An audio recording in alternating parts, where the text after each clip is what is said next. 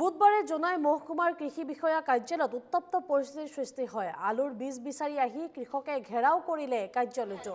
উত্তেজিত কৃষকে আবদ্ধ কৰিলে কৃষি বিষয়া আৰু কৰ্মচাৰী। জনাইৰ বিভিন্ন অঞ্চলৰ পৰা আহিছিল শ শ খেতিয়ক আৰু আলুৰ বীজ বিচাৰি পুৱাৰে পৰা অপেক্ষা কৰি আছিল সেই কৃষকসকলে। আবেলি পৰ্যন্ত বীজ যোগান নধৰাত ক্ষুব্ধ হৈ পৰে সেই কৃষকসকল। তাৰ পিছতেই কাৰ্যালয় ঘেৰাও কৰি কৃষি বিষয়া গাড়ী আবদ্ধ কৰে ৰাইজে। সম্পৰ্কীয় লোকেহে আলুৰ বীজ প্ৰদান কৰাৰ অভিযোগ উত্থাপন হৈছে।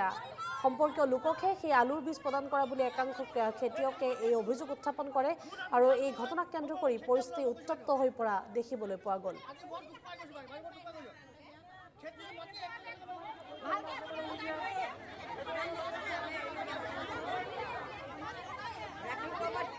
হিচাপে আমাক যিবিলাক চৰকাৰে আমাৰ পৰা সম্পূৰ্ণ মাটি খাজনা লৈ আছে, আমাক মাটি চাই খেতি তেখেতলোকে বীজ দিয়ক।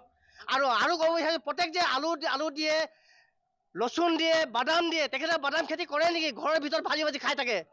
লচুন তেখেতলোকৰ ঘৰত পিচি পিচি খাই থাকে। আমাৰ লিখীয়া দৰিদ্ৰ সীমাৰেখা মাটি ৰুব লগা আমাক নিদিয়ে।